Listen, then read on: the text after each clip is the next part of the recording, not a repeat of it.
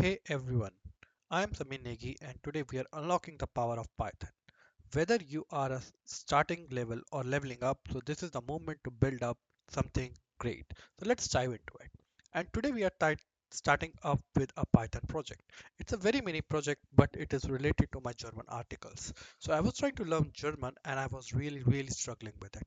And I thought, why not to develop a Python program to test my German skills. So, what do I need for this program? The first thing I need is basically a CSV.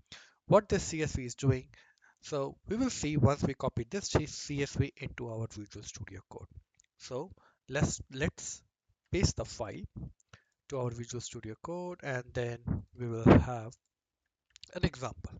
So now, if we see this German nouns basically, so you can create this program for anything which you want to learn, but I'm taking example of German nouns because this is what I'm currently preparing. So German nouns are divided into three parts. There, the, thus, which is not really an important detail, but may be important for some of the people. And basically what this CSV it contains this is a noun and what its article would be. So now we will take step by step to create our Python program, and to create the first step we need to create a main.py. If you're an experienced programmer, you already might know what does main.py does. If you're not, basically this will be our entry point to our code. As most of the codes we write are for our own use, so we don't need to be nice, we don't need to do things creatively. We start simple, and as the program grows we will divide them into files. So today we are going to take a very simple example where we are reading from this German noun sheet 1.csv, and in the terminal we can basically test ourselves with some different nouns. Okay, so the first thing we need to do is very simple. First we are going to use import pandas. Why we are using pandas? Because pandas is a very nice library to read CSV files. Okay, you might ask that you might not have pandas which you can easily install with pip, and pandas have such a really great documentation which you can easily find in Google.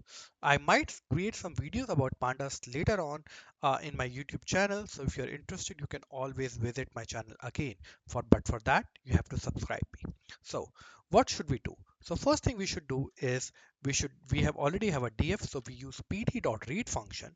So basically what we have done, we have imported a pandas library, but I'm using it as PD. So I'm using pandas.read function, and the CSV file we already have. The CSV file is named this. Just to avoid, mistakes, I'm going to copy it directly from here and save it here. Okay.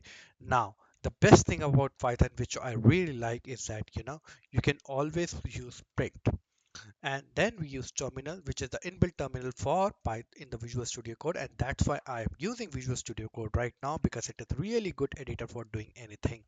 So we use Python and then we try to write main.py, and what does the output shows us? Actually it doesn't show us anything, which is surprisingly strange.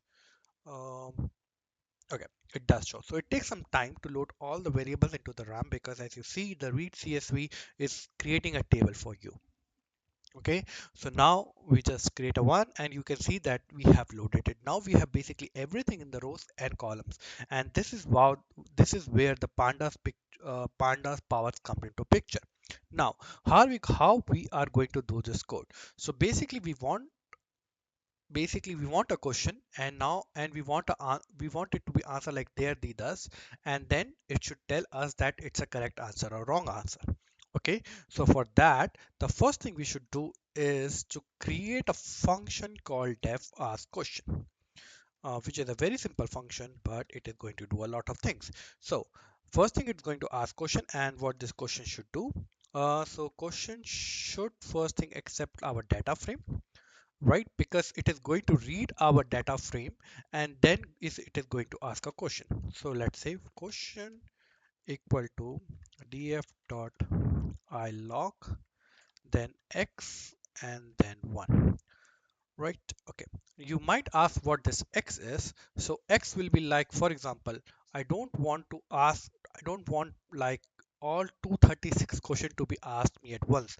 Let's say I want to give a test just for 10 question, and out of these 236 question, So how I was going to achieve that is that I'm going to create a random numbers for me, and with those random numbers it will pick the random question. So basically this X is nothing but a random question. So I'm going to name it a random question, and then I'm going to name this as random question, and this one is basically the noun which is on the first column. Okay, then we go to our this part where this is equal to answer, and then we are going to write a very simple command input. And if you have might know that we can use string formatting here and ask her a very simple question like question, then what will be the question. Okay, and this is how the question will be asked to us. Great. Now we will basically the answer what we are getting is from here is our actual answer, but there should be a correct answer right as well. So to show the correct answer, we are just going to use df.ilog is equal to again the random number, but this time the column will be 0 because the article that we are using is stored in the 0th location, right? Then if answer dot strip, so anytime you use a strip like a string, if you anytime you use to match a string, use strip because strip will remove the front like the front and the back values, any white spaces are there, and then we will convert it to lower in case when entering into the like the CSV sheet we made a mistake and some nouns are capital or something is small. So basically it's a good idea to use strip and lower so that we always have the correct string matching. Okay, and then we know if our answer is equal to the correct answer, then we just say that our answer is correct, right? Otherwise we say our answer is wrong. So this is a colon, and then we print correct answer, and else we say wrong answer, print wrong answer.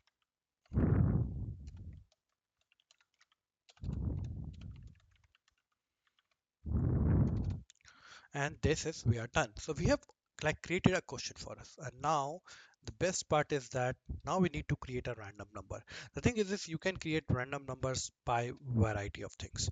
I like to create basically the random numbers from like there's a another file known as numpy, and it has a really thing called import random, right? And it gives you the correct random numbers, like means you cannot obviously generate the correct random number, everything is your pseudo random numbers, but it's a good function to it's a good library to get the random numbers. So actually numpy is an array library. If you have studied machine learning or AI, you will use numpy extensively. Okay, now basically we have used the random numbers here, and now with basically we need to create like a function so that we get the random number every time, which is good. So as we said, we are going to basically use like we want 30 questions, so let's say counter equal to 0 while counter is less than 30, let's say, because as we said we want 30 question or 10 question, it depends on you. Let's right now like settle on 30 questions for now, and then basically we get random number every time, so we get random dot rand int, and then basically df so yeah, df dot shape 0. So we say that, so when we use shape equal to 0, that means the number of columns are like the number of rows you have in the first column is shape of 0. So it will say that the answer would be 236. It is same as using length in length function in like a list which returns you the size. Okay, now it has given me the random number which I wanted, right? And then I just do uh, ask question, when I pass my data frame and my random number in random question, my random number into it, and then I do counter plus equal to 1. So for testing purpose, let's keep it 3 so that we can run it like smoothly and test it again. Okay, then I run it again, and let's see. So you forget about the warnings right now, but let's say it are me there, Beer is the beer, maybe wrong answer, and that is the dismissal. So now we have correct the correct answer. So basically this is a very simple program, but there is still a flaw with this program because if you see a 30 number, we don't have any way to guarantee that the random numbers that are generated here are not repeated. So maybe in a single test you get the same question twice, which we don't want. To remove that, what we use is something called random question, which is basically a set. So what we do is whenever a random number is generated, so we say if not in, if random number not in a random question, then basically we go with this. We just ask counter or this thing. Else we don't do anything. So we will only ask question if we know that the random number that we have found here is not in the random question, and in that case we also need to do random question dot add random number. Now let's test it one more time, which is nice to test again. Summer is dear summer, there arts, the theater. Okay, now this is our code box. I hope you don't have any questions till now, but you still have any questions, you can always ask me or write in the comment section. I will be really happy to answer. Moving forward, we are going to modify this program in a further way so that it can help our needs, because my end goal is to host this piece of code on our EC2 instance so that everyone in the world can access it. But thank you so much for watching this video, and I hope I will see you in the next video. Till then, have a nice day. Bye bye.